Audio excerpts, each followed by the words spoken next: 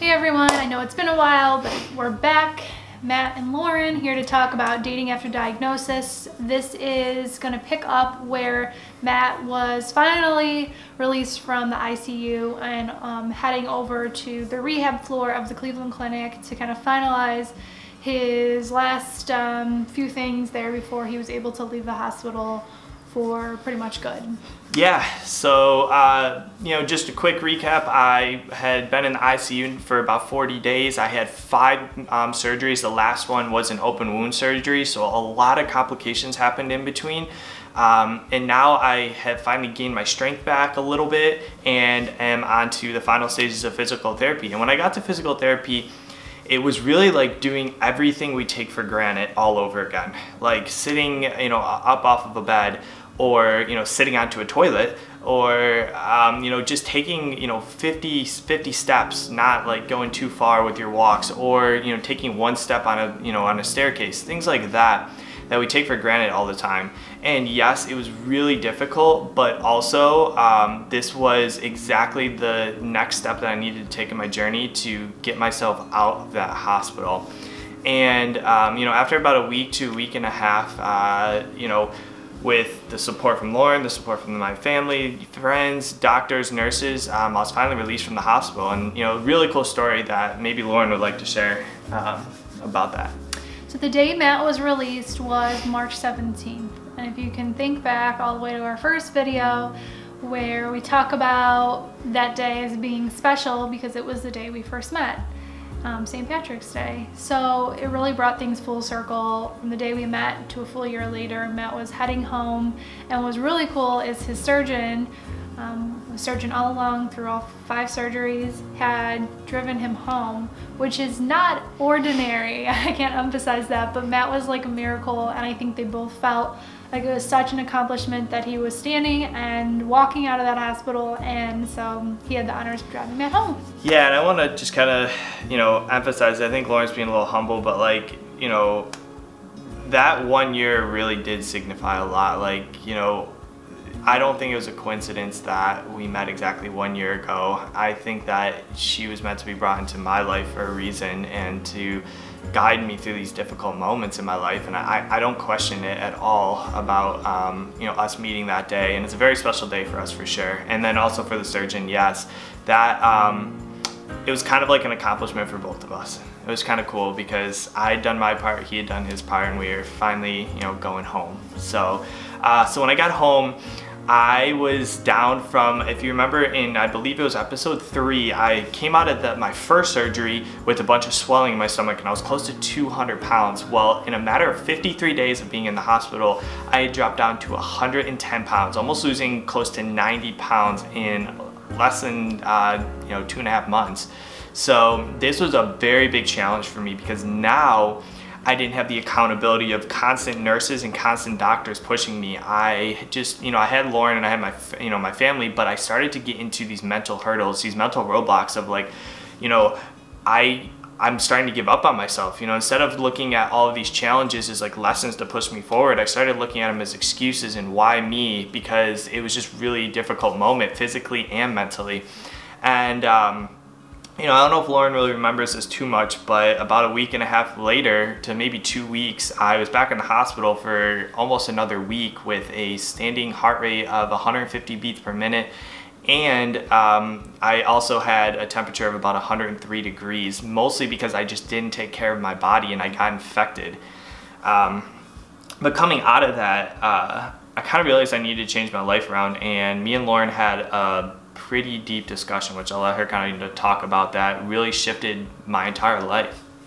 Yeah, so Matt had physical therapy still ongoing when he returned home. The therapist would come to his home, and his dad would work with him often on like resistance band exercises and just simple walking around the house and things like that. He really didn't leave the house for quite a long time.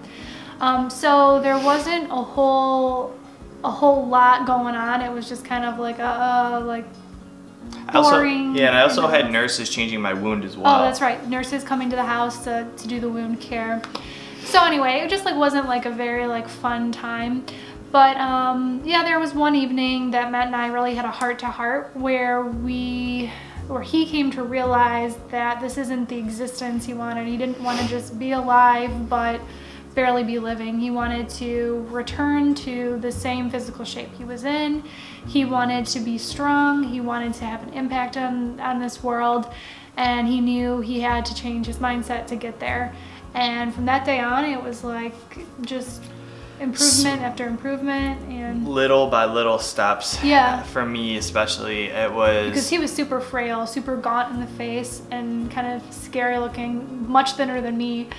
And we had to work up to gaining muscle, and just walking on the treadmill for, I don't know, a few minutes at a time was really hard in the beginning. Yeah, and that next working day for months. Oh yeah, not working at this point. Yeah. And you know, that next day I actually went into my family's workout like weight room, and I grabbed a 5-pound dumbbell and I just started to do some exercises. And the next day I progressed a very little bit, and the next day and the next day, and it was just kind of like a snowball effect. And that's what I think like life is, honestly, you know, is a bunch of little steps every single day to get to your destination. You know, we all have these big dreams or goals, and I hope you do at least. And if you do, realize that you're just not going to get there right away. You have to enjoy the journey. You have to, you know, be prepared to go through the ups and downs. And I eventually, you know, had that heart-to-heart talk with Lauren and said, you know what, no matter what comes in my way, I'm just going to keep pushing forward. I'm just going to keep knocking through those walls and try to get to where I am.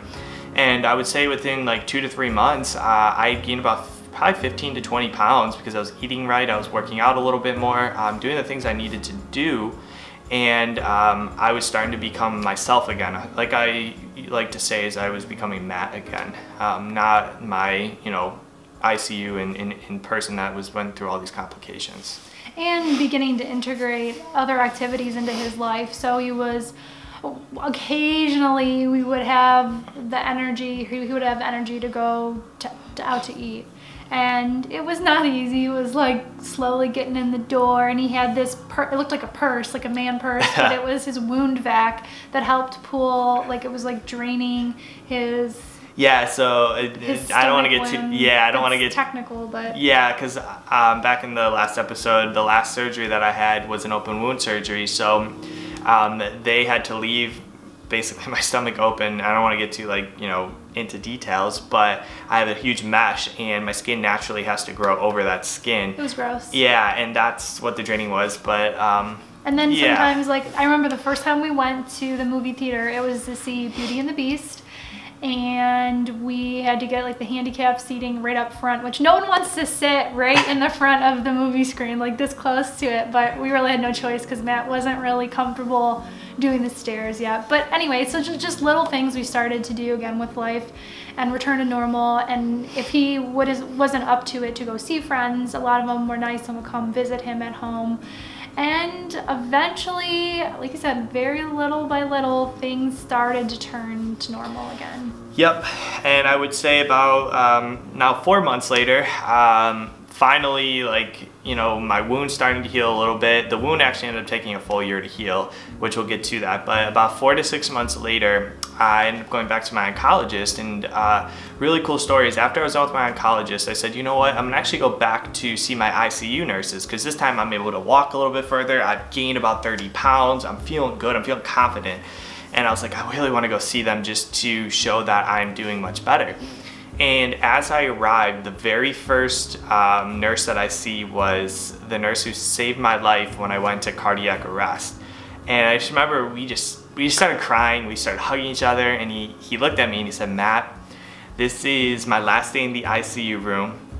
I wasn't even supposed to be working today, and the Cleveland Clinic had me coming in. I am being transferred over to a different hospital. Veterans Hospital. I believe the Veterans Hospital, and today, to this day, we still talk. I actually messaged him on social media like a couple days ago. You know, we got each other's numbers, we have each other's social media, and it's just like amazing how people randomly stay in your life when they've had such a big impact on you. So just wanted to share that cool story and super grateful for that. Want to shout him out? I mean, his name's George, so yeah, my nurse George. Yeah, thanks, George. Sorry, the video actually ended up pausing right in the middle. Our battery died, so we'll just, we were wrapping up anyway, so Lauren kind of finished it off here. Yeah, so what I was what I was about to say was that we have more videos planned. It seemed like it took forever to get through the story, even though that was the short version.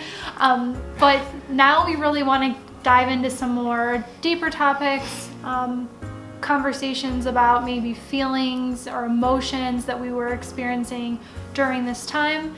And I don't know, just looking forward. Yeah, also we can, it's not going to only just be about our journey. It's going to be a lot about what we're dealing with now, like as a boyfriend and girlfriend, because before all this, Lauren was only dating me for 2 months, so we never really got to be boyfriend and girlfriend. So now it'll be kind of cool to share all of the ups and downs we went through as an actual couple, because we went through so much already on one end, but we never got to experience the other end that most people, everybody pretty much who's watching this has experienced. So that'll be kind of fun, and I'll kind of dive into me finding out what I wanted to do with myself, because I feel like that was a big part of my life. Is I finally started to recover, and I didn't really know exactly where I wanted to go and what the direction was. And between Lauren and finding a mentor and all these people, it really changed my life. So that's kind of what we'll start to dive into, and I'm excited to share it with you guys. Yeah, for sure.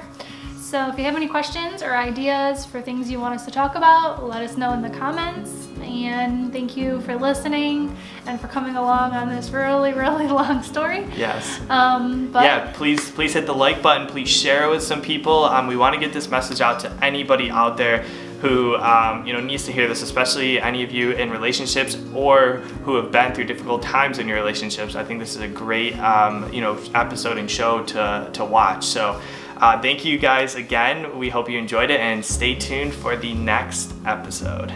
Bye. Bye.